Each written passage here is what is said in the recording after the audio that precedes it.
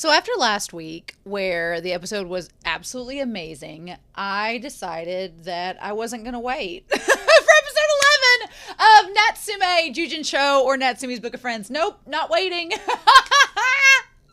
I was like, I could wait for comments, but my moderators, they do such a really good job. I have two main moderators, and then Sunspot. My two main moderators are Be Happy and Floor on the Discord. If you're on the Discord, you'll see them. And then Sunspots helps out with Psychopaths doing the looking at the comments for that series, and then Geen helps out currently with Puella Magi Madoka Magica. So the moderators, they're pretty stacked with series, and so I hate to always ask and be like, have you looked at those comments yet? Because I usually like to give a couple days for comments to filter in too, and so do they. So I was like, I could wait until next week to watch this episode, but this afternoon I got in a mood and I was like, I want to watch Natsume Yujin-Cho, so here we are. So if you left any life-inspiring comments, I will get to them eventually, don't you worry. But I really want to dive into this episode because last week was a lot of fun. I nearly cried with the whole thing with our dear sweet Asagi and her Koto, and then Umbrella Man, Brelly-san, and just the shipping that's developing, Natsume causing every boy in his high school to have a sexual awakening. It's been so much fun, and I really like this series. I feel like it takes its time to build the character development, but it's doing so in a very healthy, and it progresses. You feel the progression as you go episode to episode. And we're only on season 1. We're only on episode 13. There are at least like 6 seasons of this show. Now, granted, each season's like 13 episodes, I think. The moderators have me a list of all of the things Natsume Yujin-Cho related. I'm going to be going through them. So I told them I at least want to get through this first season episode by episode, and then after we're done with episode 13, which is going to be in a few weeks, I'm probably going to get with the moderators and say, okay, if there are episodes that I need to watch in pairs, let me know for season 2, and we'll go from there. And that'll kind of, I think, help out too, because so far we haven't had any cliffhangers. There's not been really any that we need to watch like in a certain sequence, but as time goes on and as these characters develop and the plot develops, that is likely to change. So we'll see. But we have 3 episodes left of this first season, so I'm pretty excited about that. I absolutely love this series. It's so much fun. It's so chill. Like, I feel like this is one of those series where if I need to just like, if I watch something really extreme on the channel or something that's really dark, this is like a really good follow-up. Even if it's sad, it's like a chill sad. You're gonna suffer, but you're gonna suffer in like a mellow way. So I'm really excited to see where all this series goes to. Before we start real quick, I want to give a very quick shout out to our current philanthropy tier patrons over on Patreon to thank everybody for their support on YouTube and Patreon. But those in the philanthropy tier who donate a little bit more each month, they get a special shout out. So I want to give a special shout out to Alex Cornejo, to Anime Annie, to our moderator Be Happy, to Dana, to Danger Zone, to Destiny Marie, to Danny Downmy, to Davarin, as well as Ichu, Eric, Ghostly Turnip, Fisho, Kiri, Elfreya, Linden, Matthew Palfinier, Murphew, Nameless Monster, Nicholas, as well as Sunspots, Trails, Shimoyama, and Translucent Men, and Bryant Reed. So thank you all so much for your support. I greatly appreciate it. All of my love. So yeah, I'm really excited. So far, things have been pretty episodic. There's been a couple things that have been continuing on as we go. Madara keeps getting bigger. That keeps to be noted. He keeps getting fatter, which I don't know if he's just, living up the life or if there's a reason for it, but he keeps getting bigger. Natsume is developing better friendships with his friends. He's getting more comfortable with them. He's also developing more closer relationships with the yokai, even those that aren't in the book that he's giving their name back to. And I feel like Natsume is developing a little bit of a reputation. So I feel like that's all going to add up. And this season's the first season, so it's a foundation. So we'll see where it goes to from here. But with that being said, we're not going to waste any more time. We are going to start Natsume Yujin-Cho, Natsume's Book of Friends, and we're going to do that here in 3, 2, 1. And let's start out with this OP.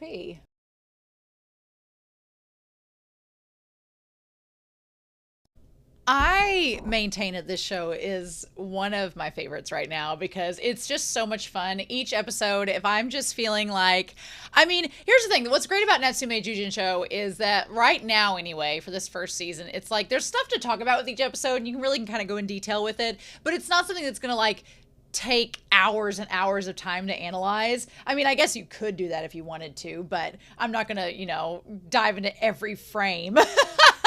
But it's one of those shows that I'm like, okay, good. I got an hour. I want to sit down and watch, talk about it. And then I don't feel like it's going to take, like, it's not going to weigh heavily on my heart for the next week when I watch an episode. And this episode was really perfect for today, I feel.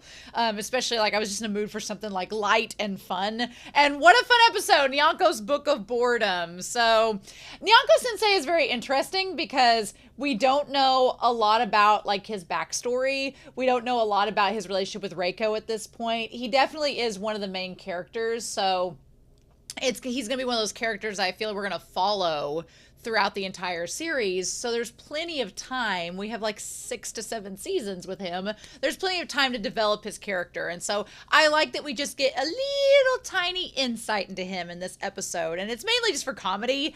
It's mainly for laughs, but there's a lot of fun little nuances with this character and kind of with the other characters that I think is just fun. It's a nice little transition. Does this feel like a filler episode? I don't think so, because I feel like it's giving us a little bit with Madara, and it gives us a little bit going into, I don't know if this is a filler episode or if it is something that's in the manga. I don't know for sure. I don't know if those episodes exist in this series or not, but I feel like the next 2 episodes are going to be maybe connected because it's the penultimate episode and then the season finale. I don't know how this show is going to do that, the stakes, if it's going to have a 2-parter or what the case may be. Who knows? So I guess we'll just have to wait and see. But yeah, at first I wondered, like, what I like that this episode does is that it circles back around, because at first I was wondering, I'm like, why is his vision all blurry? Like, why is he good? Does he need to go to an eye doctor? Is him getting fatter affecting his vision? I don't know how that works. And the funny thing is that they have his vision being blurred explained as he's hungover, and I don't know. I've been hungover before. Usually my body like tries to like shut down, purge everything and like restart. It's a terrible process. I don't drink a lot anymore because of that. I don't know if it's ever affected my vision, but I have gotten really, really bad migraines from a hangover before. So I guess that would affect the vision somewhat. So we'll go from there. But so basically we cut to the girl and Madara being with her. And this episode was purely an excuse to draw insanely cute things. Because you have the little girl, she's so precious, she's adorable. And then you have Madara, the way they draw him, he's so precious and cute. I've been comparing Madara to the character Kyubey, who is there from Puella Magi Madoka Magica, which I won't spoil that series. They're both kind of similar figures to the main character. If you take Natsume and Madoka, they both have this kind of otherworldly looking sensei.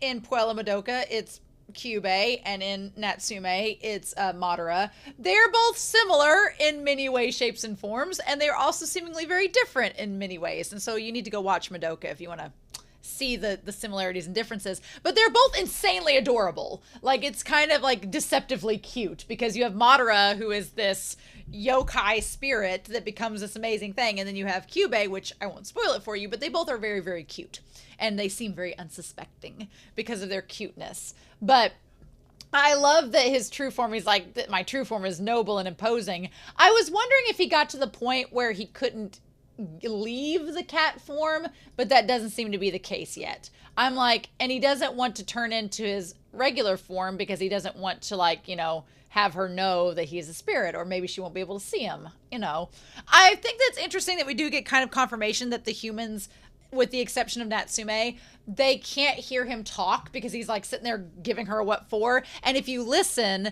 in the background, just it sounds like he's just making cat noises. And so she's like, oh, poor kitty. So unless you're someone that can detect spiritual presences, you're not going to suspect or sense Madara talking to you. So I thought that was interesting. Also, the fact the little girl knows that he smells like sake, a little concerning, but I feel like as a kid, I kind of knew what some smell like. I guess I don't know. Beer doesn't really have a smell. Wine doesn't unless you really smell it. So I don't know. But I guess I could smell alcohol as a kid, or at least know what that is, right?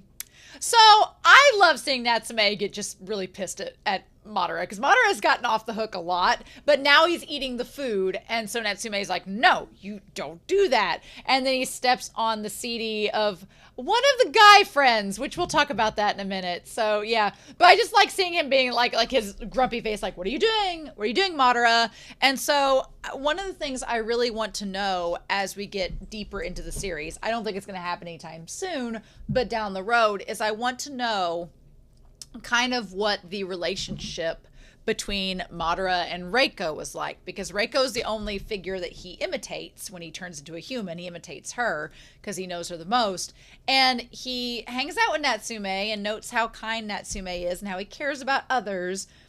I assume that that mirrors Reiko in a major way, but I could be wrong. So I'm very curious when we get later down the road in the series to see what their relationship was like. And my theory is, I've had a theory that Madara kind of liked Reiko and he really admired her. Even if it wasn't romantic, I feel like he liked Reiko and he liked being around her. And then eventually got to the point where that wasn't possible anymore. And so I'm going to be very curious to see what that was like. And he's kind of like going through the motions again with Natsume. But now Natsume tells him to get out. He tells him to get out. He's like, oh, he's like a foolish commoner. And then he steps on the CD and breaks it because he's actually got a lot of weight behind it. And he's like, I love that Madara is such a cat, though. Even though he's like hiding in this body, he's such a cat because he's like, well, it's your fault for putting it there. It's like, that's such a cat behavior. My parents have a cat, Mittens, and Mittens is just like, what? This is your fault. What do you do? It's not my fault. Like, cats don't give a shit. Cats do whatever they want, and they're like, you're going to feed me and take care of me so I can do whatever. They are not like a dog at all if you've never had a cat. And they just don't care. They'll be affectionate when they choose, and otherwise they're like, everything's on my terms, so get over it. And you're just like, But yeah, so that behavior that Madara does, it is such a cat behavior. And the CD is for, what is the CD for that he breaks on accident? He's like, I borrowed it from Nishimura. The CD that he got, and I guess it's from a pop idol. He's like, are you gonna fix it? He's like, no. I like that the shrimp tails poke out of his mouth like they haven't been digested, like he just literally ate them. But then Natsume's like, get out. And he listened and he left. So interestingly enough, I don't know if that means that Natsume is able to order him around, or if Madara just got mad, or if it's tying to, did Reiko tell him to get out before and then he never came back? We don't know. We don't exactly know how that all went down. So I thought that was interesting. I thought that he actually did leave rather than say, no, I'm not going. Calling him a white asparagus, though, I feel like calling them a white asparagus, I feel like that is an insult that Gojo has used on Jujutsu Kaisen in season 2. I think he called someone an asparagus as well, which is that an insult in Japan that's common to call people a white asparagus? I mean, asparagus makes your urine smell, so maybe that's an insult in that regard. So then we find out that Madara has been going to the same group of yokai to get drunk every night, and the yokai are about done with it, because they're like, that glutton of a white cat is nothing but trouble. He comes to Yatsuhara every evening. He guzzles sake like water. He sings. He gets drunk. He eats all of our food. He sucks. I love they're just like, he's the worst. And then Madara's like, whatever will you do? Like, he just comes in. He's such a troll and a trickster. But there's like this sly, sleazy charm about him that you can't help but like kind of like him and think he's really cute. But they're like, he's tone deaf and he smells like an old man. Like, I also love in this series the expressions they give Madara, even though he's like taken on the form of this lucky cat, like the way his eyes like glare and the way they like raises one eyebrow versus the other. His expressions are simultaneously so cute and so hilarious. I can't get over them. They're absolutely wonderful. So they basically, their patience tested. And then the one shot where he's like just sitting there looking at them and he looks so freaking cute. I can't. In 480p, it's just like the most adorable thing ever. Y'all, I don't even know.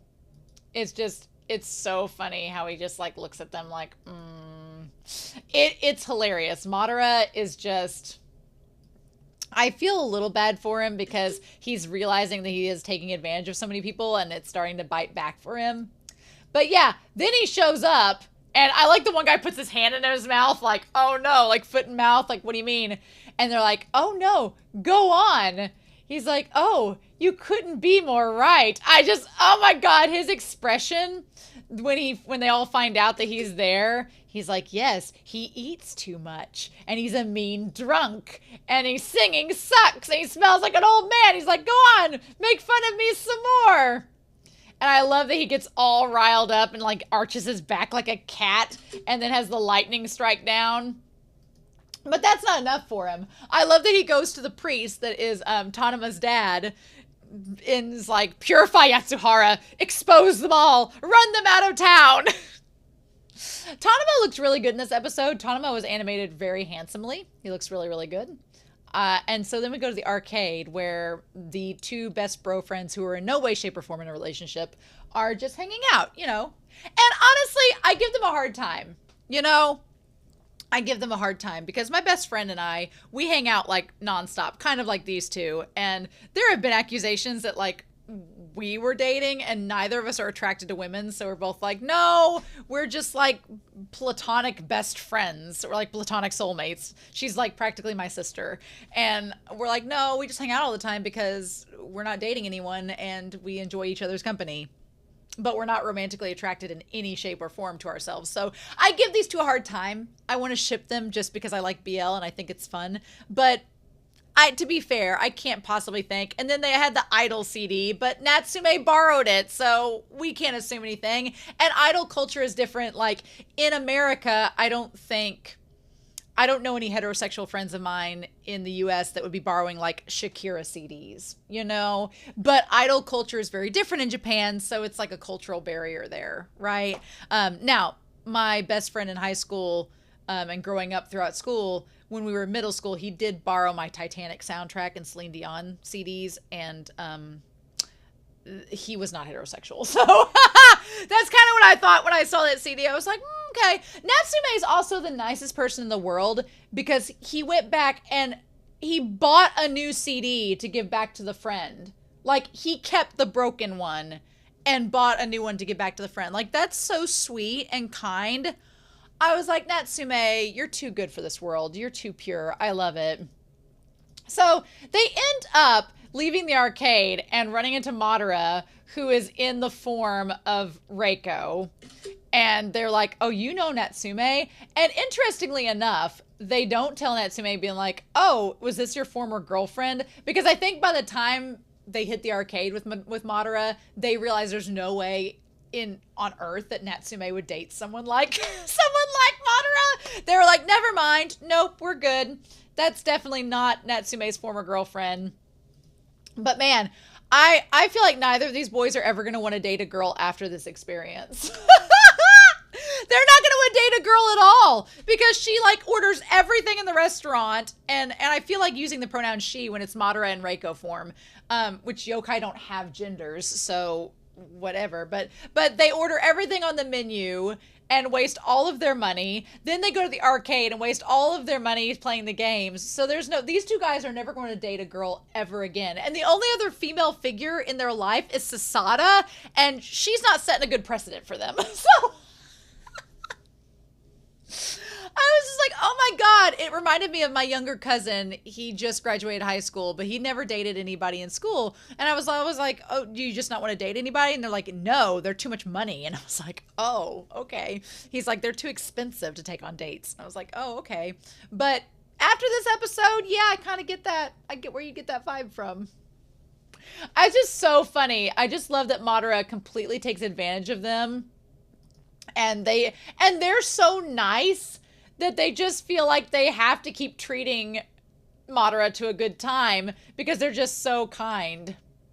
Bless them. Everybody in this show are sweethearts. Everybody in this show are the nicest people, and it's so sweet to see. And there's not a bad bone in their body, but Madara just takes complete advantage of them. It's sad, but it's also kind of hilarious.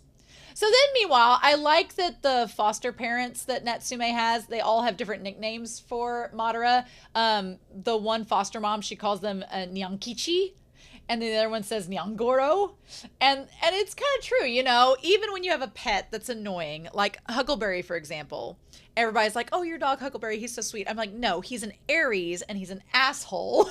He's an erotic mess. He throws that ball at me every time I'm trying to sit here and do things. He demands I toss a ball to him at least 3 to 4 hours a day. He doesn't listen to me when I take him outside to use the bathroom. He won't listen. He turns his head up and runs the other direction. He jumps in front of windows. He's just destructive. He doesn't mess up anything in the house, so I guess I can't complain with that front. But he's a little asshole. But he's my little asshole. And I do love him. And then, like, at 10 o'clock at night, he's been like absolute terror all day. And he'll just, like, cuddle up next to you. And you're just like, like, I guess I'll tolerate you another day. And yeah, I feel like that's the pet experience. Now, Ruby, on the other hand, Ruby is a joy and a delight and an effing Libra. And she's great. But Huckleberry's such a turd. And I like looked up and saw that like Aries and Tauroses are like the least compatible symbols, and then he's an Aries, I'm a Taurus, and I'm like, yep.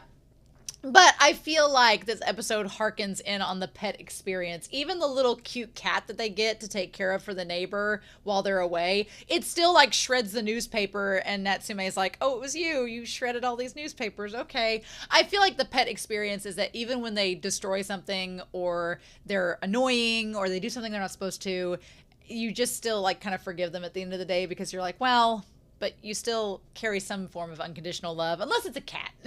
And then you're just enjoying their company. Y'all mutually tolerate each other. I love that Natsume's like, he's weaseled his way into the Fujiwara family. Yeah, his foster family. I find it interesting that the trash is kept out on the side of the road. I recently went to New York for a vacation, and here, where I am from, rurally, we have dumpsters. Like, you get a dumpster or a trash can, and there's a trash service that comes and picks it up, but it's in a receptacle.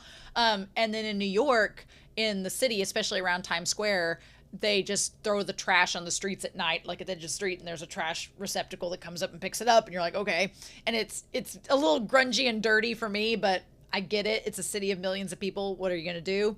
But here, there's just no dumpster or anything. It's just trash. They're on the side of the road. So I'm like, did they just throw it out and there's somebody that comes picks that up? How does that work? So if you are from Japan and you live in a rural area, feel free to comment down below how that works, because I'm very fascinated by how cities and villages and stuff do things, like just random routine things like that.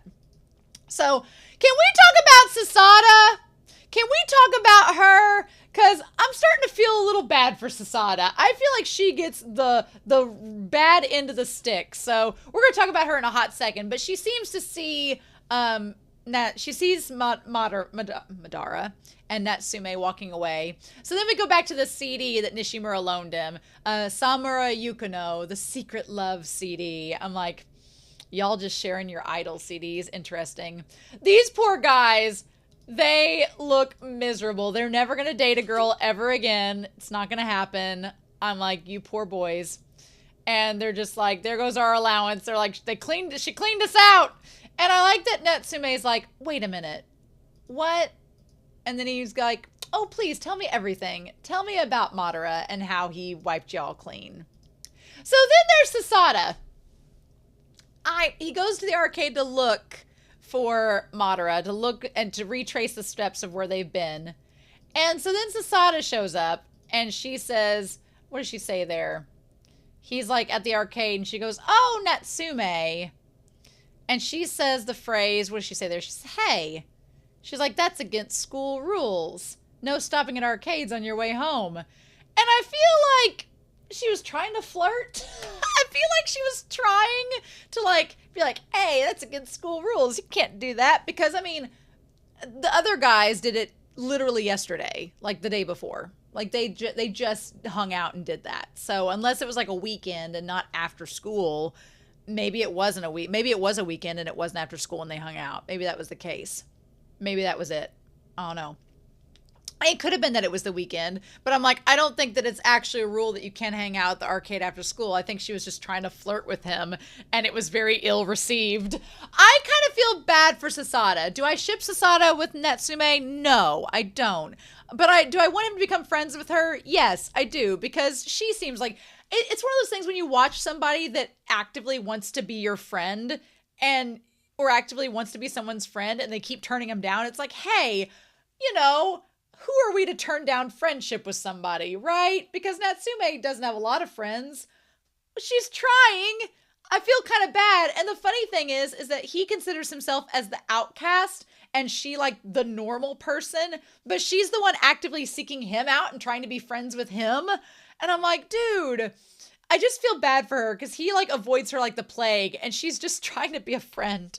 And I'm like, oh, damn it, Natsume. I mean, Sasada's trying, like, give her the benefit of the doubt. And when he told him, he's like, I don't have any female friends. I was like,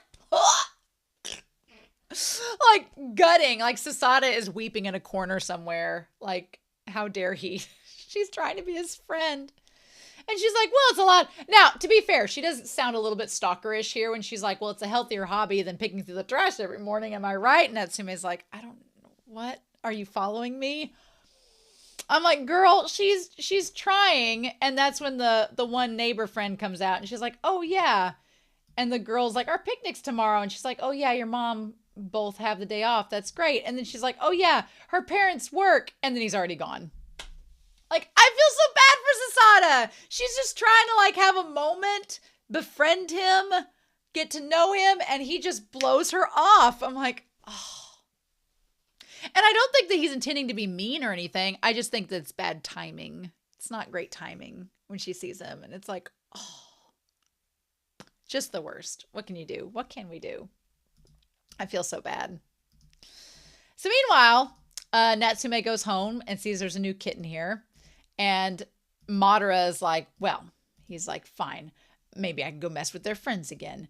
And that's when Inko shows up. Now, Inko's design, the animation with Inko and some of the animation with Natsume right after this moment is really, really well done. Like the animation with Natsume and the cat, and then with Inko and Madara, it's really well done. I thought the animation looked really good. Even for 480p, it was giving. I really, really like this. But Inko points out that Madara, he's like, I heard you're not hanging around with Natsume anymore. So that must mean that the Book of Friends is up for grabs. Anybody can go after it. And Madara's like, well, I didn't say that. And so he likes, well, I guess there's no complaints here. He kind of has, the reason I brought Attack on Titan up and Pokemon is that there's a Pokemon, I think it's in Sword and Silver. There's a Pokemon that kind of has like the green on the back with the monkey motif, kind of looks like that. But then also he kind of looks like the Beast Titan. Just a hot second. And then they duke it out. And I like that the yokai kind of looks like a pine cone on his back a little bit. And so Madara is like, no, you don't need to be going after. And he's like, well, do you still want the Book of Friends? And then he's like, wait, if you don't want the Book of Friends, are you attached to Natsume? And that got me thinking, like, it seems to be a touchy trigger spot for Madara to say that he's attached to a human. So I'm very curious about him and Reiko, like if he got attached to Reiko, like and Reiko abandoned him, how that works. And so now he's back with Natsume, but maybe Natsume is nicer than Reiko. There's a lot left to be desired, but Madara still ain't going to take any yokai coming at him sitting down. He's still going to defend Natsume and claim that the Book of Friends is his.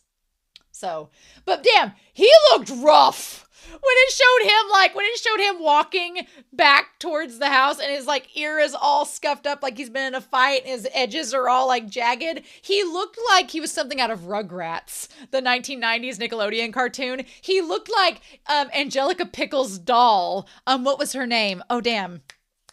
Angelica Pickles' doll. She had a little doll. It wasn't Helga, but it had like, I don't know if it was Ophelia or what its name was, but it had like 3 like strands of hair and looked all haggardy. Madara looked like Angelica Pickles' Rugrats doll from what was that doll's name? I'm going to look it up real quick. Otherwise it's going to drive me crazy. And Cynthia, right? Is it Cynthia? Yes, Cynthia was the doll. He looked like Cynthia. Oh my God. He's like, I couldn't stand to have another yokai getting their hands on the Book of Friends. So, and he says, forget that idiot Natsume. So I wonder too with that, if it truly is like if Natsume, if it's that, or if he doesn't want another yokai getting the Book of Friends because it was Reiko's Book of Friends, and there's some reason behind that. I will maintain my theory about Madara and Reiko having a bond. I'm going to maintain it, so y'all are going to have to bear with me. He's like, don't take me for a fool. Uh-huh. So then the shot of Natsume with the little kitten, it's so freaking cute. Like the animation with the sunset in that moment, it's so sweet. And oh, there's like a little moment where the cat licks his face, and that animation is so damn cute. And it's just like in that moment where he has this little like smile on his face, and Madara just looks so jealous, like, how dare Natsume replace me with another cat? Like, that's exactly what it looked like. And Madara is just so distraught that he's been replaced. Oh my god. Poor Madara. And then he just leaves. And so then they're like, oh no, my friend's just on away for a trip, so we're going to take care of him for 2 or 3 days. And so then, yeah, Madara just decides to drink his sorrows away at being replaced, right? I love all these shots of Madara just being just hammered. And then he like wakes up the next morning and he's basically like Chow, the cat off of Unico. But poor Madara. And what I like about it is he talks about the humans and says they're so weak. And he's like, I hate weak things. I hate things that are weak. And we could talk about why he hates weak things. Does he hate them because their life seems so fleeting? Does he hate them because it seems like they're not going to last?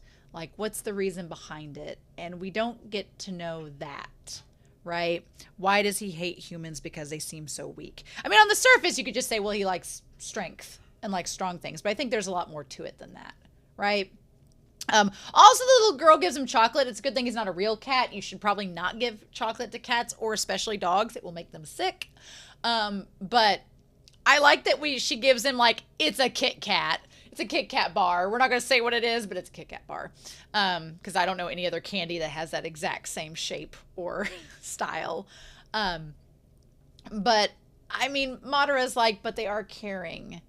They care and they kind of rub off on me. Madara very much has the like anti-hero vibes to him, where he doesn't want to admit that he's a nice guy, but he is kind of a nice guy. And I think that's why I like Madara.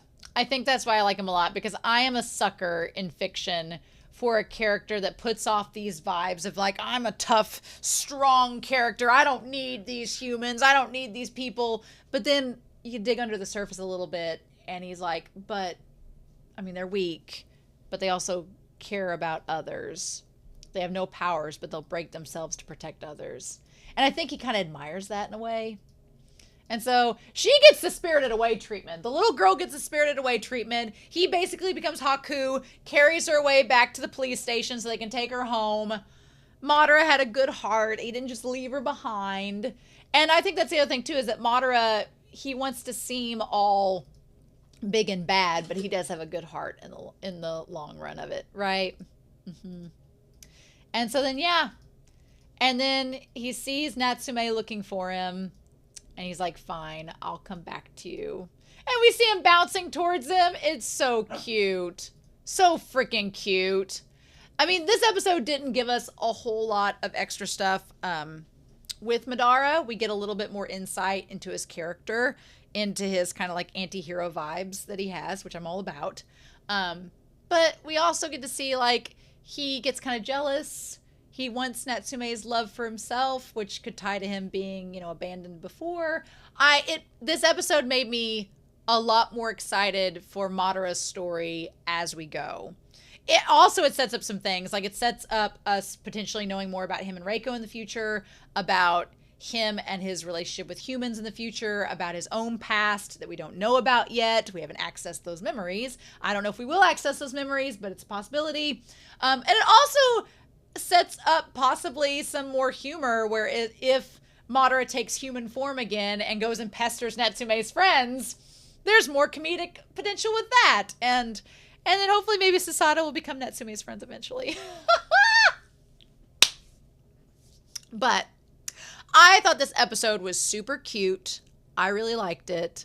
I am very curious to know your thoughts down below about it, but I'm super excited. So we have 2 episodes left after this. We have next week and episode 13 for season 1. And I'm going to be very, very curious to see if they're going to be connected or if they're going to be standalone episodes. So we shall see, eh? Haha. But in the meantime, I hope y'all have a wonderful week.